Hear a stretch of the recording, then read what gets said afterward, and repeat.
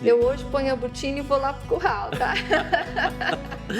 Quando o agro não conta a sua própria história, outros o fazem da melhor maneira que convive. Eu acredito muito na força da transformação que a educação faz. Então é muito importante esse olhar para esse jovem e para que ele possa entender o quanto de beleza tem nessa produção de alimentos. Fala, turma, meu nome é Álvaro Santos, sou advogado há mais de 10 anos e atuo exclusivamente para produtores rurais. Sou sócio fundador da Álvaro Santos Advocacia de Precisão. Esse é o nosso programa Histórias do Campo e o nosso propósito aqui hoje é contar a trajetória de produtores rurais de sucesso, as suas lutas e as suas conquistas nessa batalha permanente pela produção sustentável. Você pode assistir aos nossos episódios através do canal da Álvaro Santos Advocacia no YouTube, ou se preferir, no podcast Advocacia de Precisão no Spotify.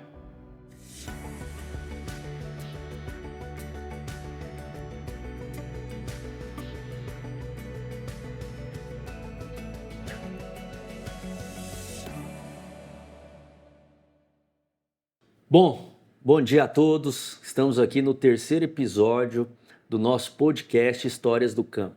E recebendo aqui hoje, nos estúdios da Álvaro Santos Advocacia, a Denísia Garcia. Ela que é produtora rural, economista, foi professora, conselheira da Comigo, é diretora do Sindicato Rural hoje em dia e idealizadora do programa Compassos, um grande projeto social desenvolvido aqui em Jataí, na nossa região. A Denísia, seja bem-vinda aí ao nosso podcast Histórias do Campo. Uma satisfação recebê-la. Muito obrigada, Álvaro, por esse convite. Eu adorei o nome do seu podcast, Histórias do Campo, porque são através das histórias, né, que nós passamos para os nossos filhos os ensinamentos, os aprendizados. E uma grande história que a gente pode falar é a Bíblia, né? Tem várias histórias. Então, parabéns pela essa trajetória e por me convidar a participar dessa história que você está escrevendo. A honra é toda nossa, Denise. Muitos falam que Jesus foi um grande contador de histórias, né? Ensinava através das parábolas. E o objetivo do nosso podcast é esse: é você contar a sua história de vida, a sua trajetória, as conquistas, mas também as dificuldades, para servir de inspiração para as novas gerações, que de certa forma que você vem fazendo aí no projeto Compassos. Mas antes da gente falar propriamente do projeto, eu gostaria de saber quem é a Denísia Garcia, né? Se você nasceu aqui em Jataí, seus pais, conta um pouco aí da Denísia, da infância para frente. Álvaro, eu vim da terceira geração de pessoas que vieram do campo, né? Minha linhagem familiar tem um forte vínculo com o campo, tanto do lado materno quanto do lado paterno. Hoje meu pai, Mateus, com 82 anos, minha mãe, Oni, com 80, indo para a fazenda, trabalhando, e neta e filha de produtores. E eu não poderia deixar de falar dessa história sem mencionar meu avô, pai do meu pai.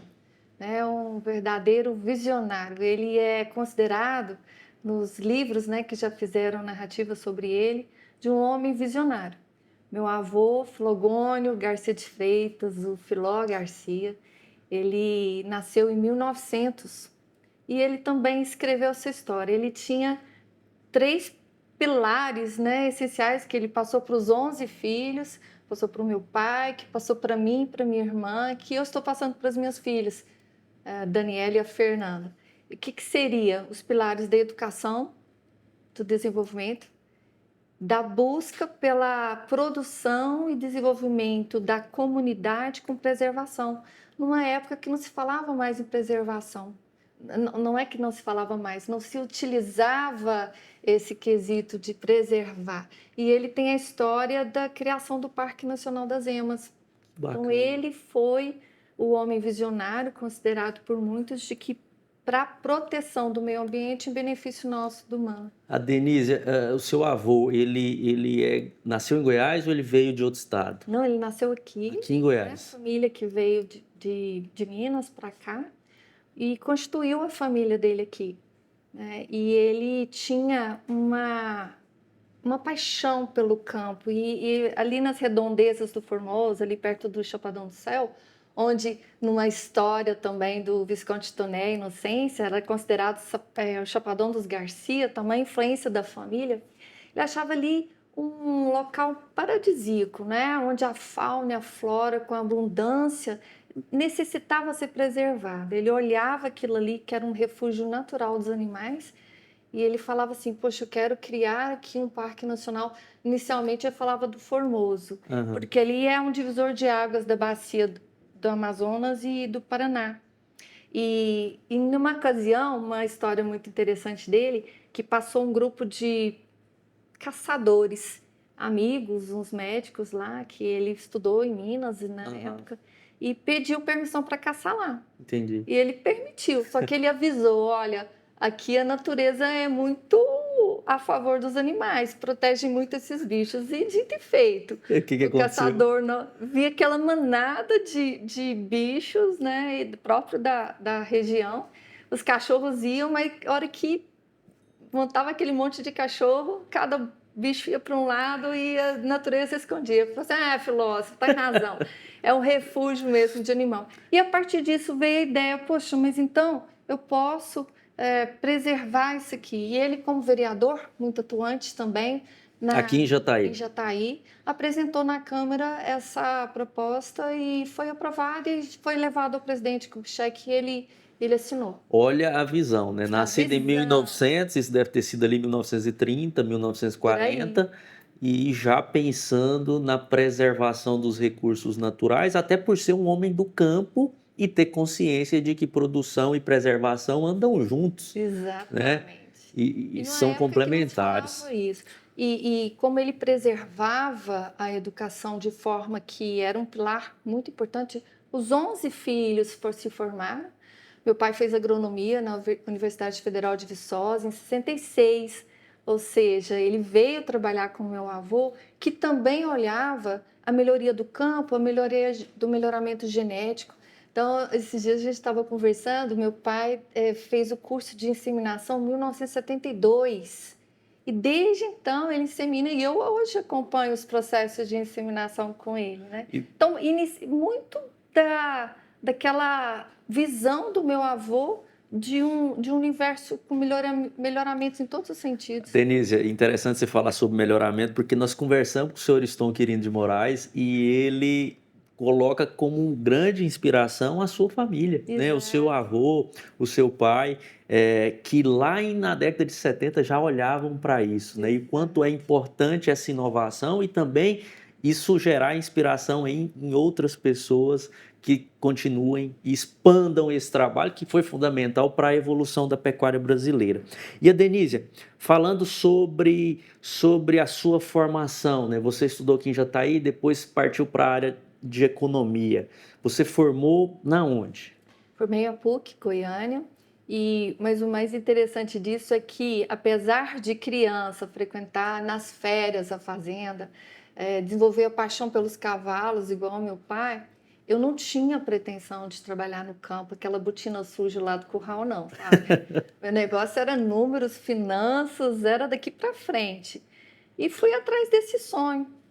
E formei em economia e, por incrível que pareça, eu acho que a nossa veia, a nossa herança genética, ela está arraigada, né? Por mais que eu negasse, o meu projeto de conclusão de curso de monografia foi, olha só, custo de produção de 1 quilo de carne no confinamento bovino. A pessoa que falava assim, não vou para a fazenda, mas já olhando, né, trazendo as minhas habilidades, meus talentos nessa área da viabilidade econômica, do custo, de ver as taxas de retorno e querendo trazer isso para a fazenda, levar esse aprimoramento, né, a minha parte. Então, foi uma primeira aproximação.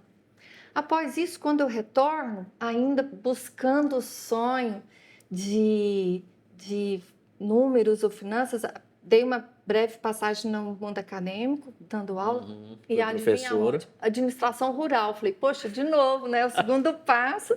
Falei, caramba, como assim? E aí Falei, não, mas eu vou trabalhar no banco. Passei no concurso do Banco do Brasil, fui chamada e adivinha onde que eles me colocaram? Parte de crédito rural. Crédito rural. Então, assim, toda aquela questão de custeio, de financiamento, de empréstimos, EGF, EGF, eu estava dominando. Eu falei, que interessante, tudo do lado de fora, entendendo como é que eram os trâmites, né, burocráticos, papéis e os números, e de repente foi me despertando. Falei, poxa, eu quero abrir essa porteira, né? Eu quero entrar para ver como é que se faz a praticidade disso aí. E a gente tem uma certa dificuldade porque as pessoas mais velhas, eram os homens que iam para frente, né? Entendo. E meu pai teve 2 filhas e eu 2 filhas. Então, o que acontece? Não teve jeito, a mulher teve que entrar ali. Hoje a gente estava vendo esses dias o liderança feminina, ela pelo CPE, ela estava, não, pelo IBGE, estava 19% de liderança da mulher. Isso significa, em termos de área de produção, 30 milhões de hectares de produção dirigidos por mulher. Então, meu pai não teve como fugir, sabe? E aí, nessa hora, eu comecei a ver a operacionalização daquilo ali, estudando as DEPs, fazendo as pós-graduações na área da pecuária. Você fez quantas pós-graduações? 4 na área de pecuária. Olha só. Porque Eu tenho 4, então nós estamos empatados, tá? Só que na parte jurídica. Aí minha filha hoje que foi colega sua no direito agrário. E aí o que acontece? Eu fui desbravando esse universo dentro da porteira para entendimento. Era altura de pastagens, era luminosidade, era as DEPs, né, para ver qual reprodutor que passava as melhores características para os animais. Era aquele instinto de preservação. Então, eu acredito que foi assim, eu tive várias inspirações, meu pai, a família da minha mãe também é do campo, meu avô, e trazendo novidades para esse campo. Então, na minha herança genética, eu carrego esse legado de educação para as próximas gerações também. Eu acredito que faz parte do nosso contexto colocar essa história para passar para os nossos filhos, para as gerações que vêm. A transmissão do legado, né, Denise? Nesse momento da sua vida ali, trabalhando dentro do banco, na parte de crédito rural, não sei se nesse mesmo momento você estava dando aula, você também já estava trabalhando ali junto com seu pai, com a sua mãe, ou ainda não? Não. Foi um pouco depois. Passei na faculdade, depois eu dando aula, depois eu fui para o banco. Aí encerrou esse ciclo, foi quando eu entrei para trabalhar junto com eles. E nesse movimento de busca de autodesenvolvimento e de busca de ferramentas para trabalhar lá, eu participei da primeira turma de mulheres cooperativistas e tive a oportunidade de participar do Conselho Fiscal da Comigo, onde também eu viajei nesse sudoeste aí, nas cidades que a cooperativa tem as lojas, visitando fazendas. Eu vi os movimentos lindos da abundância da nossa região e, ao mesmo tempo, a redução da área da pecuária por causa desse retorno, né? E a expansão da agricultura em áreas a pecuárias. integração lavoura-pecuária. E nesse movimento também, olha só, na época eu já propus, juntamente com uma cooperada, que é uma escritora, contadora de histórias, a Masa, a formação de uma cartilha de princípios cooperativistas. Eu acho que essa questão de nós formarmos novos cooperados parte de nós, né? E após isso, na diretoria do sindicato agora, veio essa intenção de também fomentar e aumentar essa consciência do agronegócio. Mas isso mesmo muito veio, eu acho que as coisas vão acontecendo de forma que vão nos inspirando, né? Teve um pontapé inicial disso aí. Aliás, dois. Primeiro, nós, diretores, fomos convidados para participar da Semana do Meio Ambiente. E lá eu vi pessoas contarem as histórias de forma, assim, parcial, né? Falei, poxa, por que eles não contaram? Vamos dizer, vou só dar um exemplo. Vocês que produzem a soja gasta tantos litros de água, vocês estão exportando a nossa água para fora. Eu falei, hã? Falei, como assim, né? Por que não conta a história do ciclo da água, dessa infiltração, do dessofreagem, da forma como deve ser? Completa, contando todos os Completa. detalhes. Exatamente. Esse foi o ponto. Fiquei indignada, falei, gente, mas como estão contando essa história dessa forma? E aí eu participei do Congresso de Liderança do Agronegócio em Goiânia. E aí eu escutei uma frase que me marcou profundamente, que foi aí o início de tudo. Eu ouvi do presidente da Associação de Marketing Rural do Agro, ele comentar assim, quando o agro não conta a sua própria história, outros o fazem da melhor maneira que convive. Eu falei, tá aí, eu estou deixando os outros contarem a minha história. Nós, produtores, não estamos contando a história como nós produzimos. Eu falei, esse é o gancho, porque eu preciso contar de forma, a forma correta, sem ideologia, sem política, a forma como nós produzimos. A forma autêntica, A né, forma Dani? autêntica, a forma como nós buscamos as soluções dos nossos problemas, como a gente busca produtos biológicos para reposição, para agricultura regenerativa, como a gente preserva os nossos mananciais, ou seja, como que a gente está fazendo e o quanto de tecnologia tem no preparo de uma semente, na melhoria daquele solo. Então, eu falei, essa história eu quero contar. E o que eu vejo, Denise, é que muitas vezes parte da própria população brasileira não conhece essa história. Não. Né? E às vezes é influenciado por pessoas que também não conhecem, muitas vezes têm interesses escusos. E alguns produtores às vezes criticam, ficam no grupo de WhatsApp. E a gente tem que expandir. Exato. Né? Eu acho que esse gancho foi fundamental porque te abriu essa visão, essa possibilidade.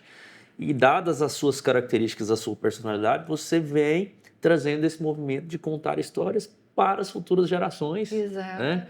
E isso é excepcional. Então, quando nós vimos o projeto Compassos, fazia muito sentido com aquilo que nós, aqui no nosso podcast Histórias do Campo, estamos buscando, que é inspirar novas pessoas, novos profissionais dessa história de sucesso do agronegócio brasileiro, que concilia desde a época do seu avô, produção de alimentos, fibras, bioenergia hoje em dia, com preservação.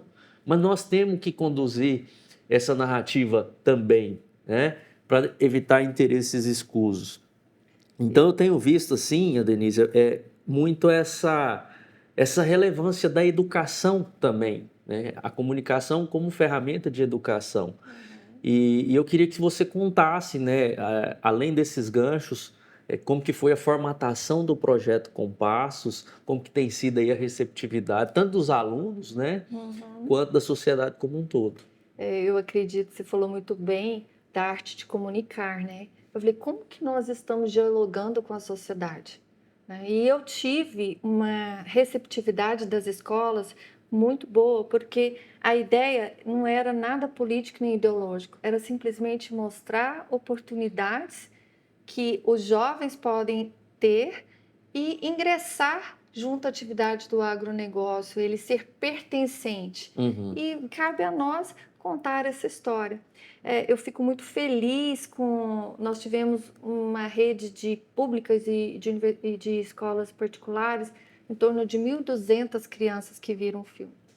Mas ele foi formatado num sentido assim, de uma linguagem que poderia acessar esses jovens. E quais seriam essa linguagem? Uma linguagem lúdica, né? A ludicidade, a gente sabe que o processo do ser humano, né, de ouvir histórias e dessa ludicidade auxilia ele nesse reflexão crítica, nesse entendimento. Principalmente as novas gerações, né? E ela é uma história contagiante. As pessoas parece que, nossa, por quê? Porque envolve muito, né, emoção.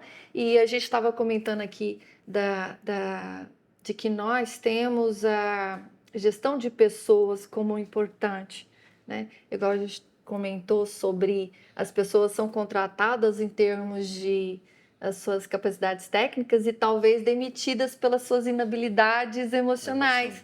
Então, gestão de pessoas e o processo sucessório é isso, né? Você gerir o patrimônio, as finanças e a família. Então, é muito importante esse olhar para esse jovem e para que ele possa entender o quanto de beleza tem nessa produção de alimentos.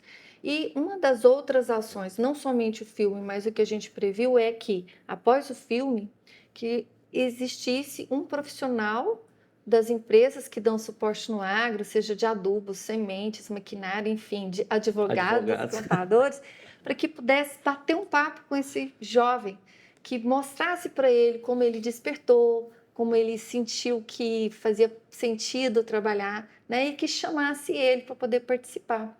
Então, essa foi uma primeira etapa. Nós já estamos com projetos para continuar essa formação, né? Essa expansão da consciência, da valoração do agro, da sensibilização do quanto é importante, né, cumprir as diretrizes de desenvolvimento e sustentabilidade da ONU, vamos dizer assim. É muito amplo. E Quantos alunos, Denise, mais ou menos? Foram 1.200. Nessa primeira etapa. Nessa primeira etapa. E agora nós vamos participar com o stand na Tecnoshow, da Espaja, que vão fazer 50 anos, vamos estar lá também fazendo essa exibição. E a gente coroa com o quê? Com o nosso lanche, que vem de onde? Do campo. E aí eu tenho uma história muito bacana. Eu tive a oportunidade de fazer uma palestra em São Paulo e a primeira coisa que eu perguntei foi assim: pessoal, de onde que vem esse cafezinho aqui, né? Em escola? Não, foi fora da escola. Foi fora da escola, foi um grupo de alunos. E eu falei: de onde que vem esse cafezinho? Alunos não, de colegas.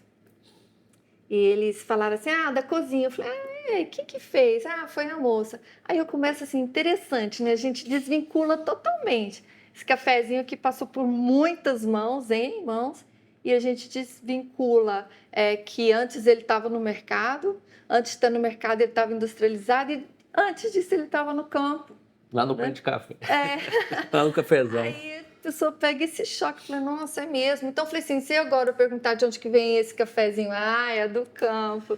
E aí você vê a infinidade de pessoas que passam por esse café que é servido na nossa mesa.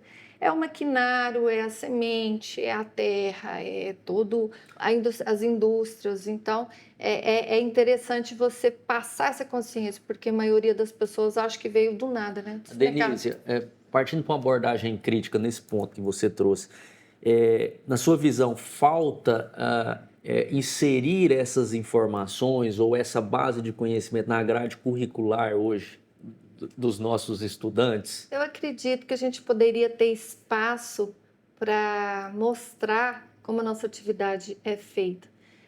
Não vamos dizer que é totalmente correto, como nenhuma outra profissão, mas a gente está fazendo um ajuste nessa rota pelo GPS. O que está errado, a gente está buscando esse acerto, né? E se tivesse espaço nas escolas como nós tivemos, mas que fosse uma grade curricular que mostrasse todo esse contexto, porque nós somos um país prioritariamente agrícola. Então era interessante. Utilizando uma pequena porção do seu território. Hoje eu estava lendo dados da Embrapa, baseado em estudos da NASA, né, que a área agrícola do Brasil está em torno ali de 7 a 9%. A área de pecuária ali, mais algo em torno ali de 18%, alguma coisa assim. Enquanto você tem países como a Índia, que mais de 50% do território está destinado à atividade agropecuária. Então, falta essa conscientização, a meu ver, que há 40 anos atrás a gente dependia de importar alimentos e que nós conseguimos, nesses últimos 40 anos, sermos autossuficientes em grande parte desses alimentos e exportar excedentes, e que isso contribui para a nossa balança comercial. Então, eu sempre coloco isso em alguns debates, né? A necessidade de espaço dentro das grades curriculares para que esse conhecimento chegue principalmente nas grandes cidades, nos jovens, para que não tenha um pensamento enviesado da nossa produção, que tem os seus pontos, que não é tudo perfeito, igual é em todas as profissões, inclusive na advocacia. Exato. Mas outro viés que eu vejo também do Projeto Compassos, eu gostaria que você trouxesse a sua análise, é essa questão da sucessão. né, que você coloca. E agora há pouco, antes, nós estávamos falando que alguns anos atrás os pais queriam que os filhos fossem para as grandes cidades, se tornarem médicos, advogados, contadores, dentistas, talvez economistas. E hoje a gente tem uma carência de novos integrantes da família que vão dar continuidade ao legado, né? Eu queria que você trouxesse a sua visão de como o Projeto Compassos pode impactar essa sucessão que está acontecendo no agro. Eu acho interessante esse ponto e foi onde a família resolveu fazer esse planejamento sucessório através das empresas. É muito importante a gente pegar o legado e a tradição do agro, não desvalorizar de alguma forma, todos eles vierem trabalhar nas melhores condições que tinham e passar essa inovação e trazer o nosso talento e complementar para que isso seja longevo, né? Que seja durável. E o que acontece? Existem algumas empresas que não fazem esse planejamento. E aí as novas gerações pegam todo aquele trabalho construído dos passados, dos ancestrais e desfaz. Então a gente precisa abrir a mente, a sensibilizar que esse patrimônio, que esse negócio, que essa família pode e deva permanecer unido para as gerações futuras. Porque produzir alimentos não é simples. Hoje, com tamanhos desafios políticos, desafios burocráticos e tecnológicos, a gente está buscando incrementar. Então, a ideia é que a Compassos possa despertar nessa nova geração esse amor e a paixão que os nossos pais, os nossos avós tiveram pela terra, na produção de comida que vem na nossa mesa, da melhor forma possível, regenerativa, cuidando do bem-estar do ambiente animal, social, ou seja, é o famoso ESG, né, da Environment Social Governance, governança com responsabilidade social, ambiental, das pessoas. Isso é muito importante e isso é uma das nossas metas. Eu acredito que é um legado que a gente possa deixar, não somente do trabalho na terra, mas de que ele possa valorar tudo que veio antes e possa incrementar com seu próprio talento. No final das nossas exposições, do filme e do bate-papo, eu os chamo, eu os convido para que eles possam escolher qualquer profissão que quiser e trazer as soluções para nós, que estamos de portas abertas. É essa que é a nossa finalidade hoje, né?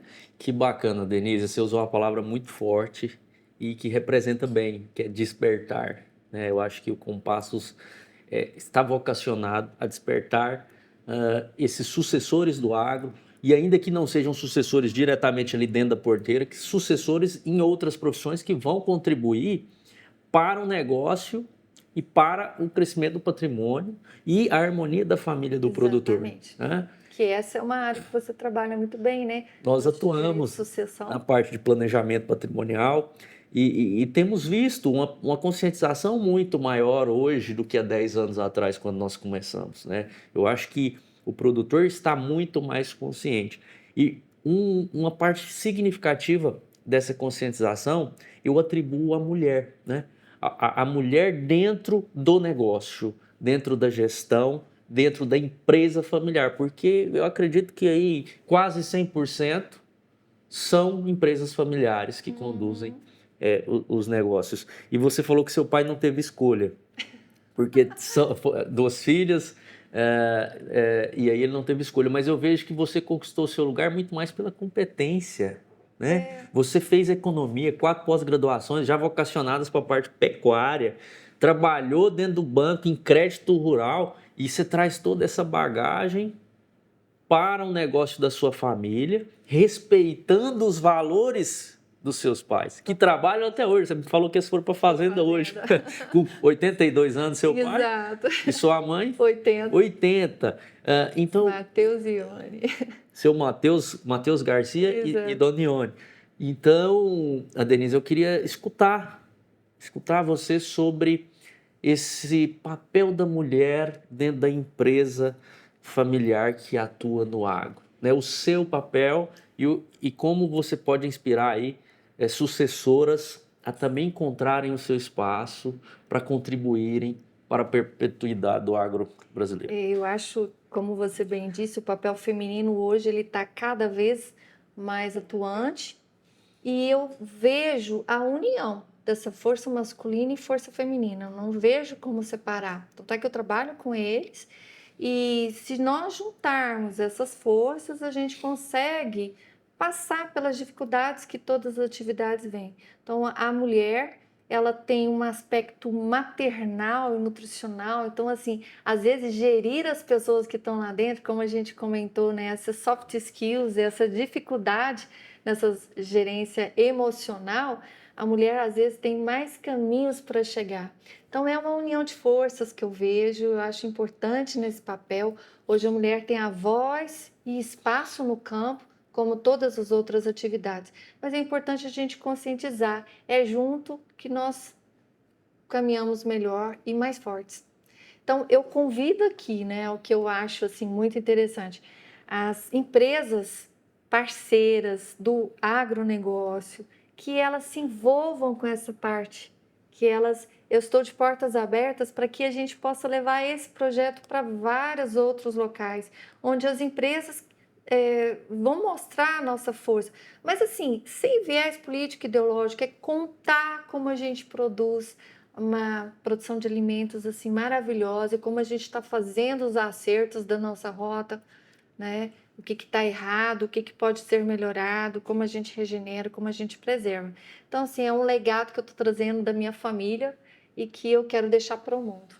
Denise, você fala em união, né? Complementariedade, e nós vemos isso no dia a dia, né? Nós atendemos aí alguns grupos e cada vez mais filhas que estão ali cuidando da parte de gestão de pessoas, gestão financeira, administrativa, e às vezes os filhos não gostam tanto dessa parte, já vão mais para a parte operacional, e tá tudo bem. E talvez tenha um que não gosta nem de uma parte nem de outra, e não deixa de ser sócio ali junto com os Sim, irmãos, mas não está na gestão, né? exatamente. E E é hoje super viável isso. totalmente, essa definição de papéis e responsabilidades. Eu acho que isso é fundamental para sustentabilidade, não só do ponto de vista ambiental, também do ponto de vista de que aquele patrimônio, aquele negócio, ele gere frutos para aquela família durante várias e várias gerações.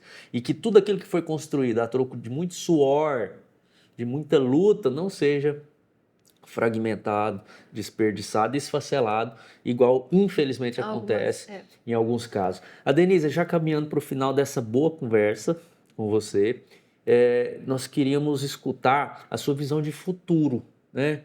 Vamos pensar nos próximos 10 anos, né? O futuro do agro brasileiro, do agro aqui na nossa região do Sudoeste. Você tem uma visão mais otimista ou nem tanto? Os desafios estão aumentando? Qual que é a sua perspectiva? São muitos desafios, estão aumentando, mas ainda bem que a gente tem força para ultrapassar. E o ser humano, ele tem uma capacidade de adaptação muito grande. Então, nós vamos, né, passando por todos esses viés e essas pedras e contornando. Eu acredito muito na força da transformação que a educação faz. Eu acredito nesse viés, uma educação no sentido amplo, tá? Não é essa educação formal, é essa abertura de consciência que nós podemos fazer, despertar essa geração que está vindo para que ela se conscientize mesmo, sensibilize e não seja levada por informações falsas, né? Ou meias informações, que ela busque mesmo. Então, a educação é um processo que me dá um otimismo e uma esperança de que a gente pode transformar o mundo que a gente vive. Foi assim no passado, continua sendo assim. E é labutoso, eu acredito. Tem muitas forças contrárias, eu entendo. Mas nós, olha só como nós sobrevivemos a um período de pandemia, com várias outras alternativas e evoluções. Mas eu preciso só te encerrar com uma frase. Eu hoje ponho a botina e vou lá pro curral, tá? eu parei com aquela... Hoje não, já faz um tempo, né? E eu adoro aquela operação, adoro aquela prática, adoro acompanhar. E é muito lindo você ver todo aquele ciclo se completar né? E toda a natureza performar de forma maravilhosa, e é o que a gente só tem que agradecer, ter nascido nessa terra com uma abundância total, como diz meu avô, a fauna e flora riquíssima, né? Onde você vê que é preservada essa vida silvestre e a sua regeneração de forma linda.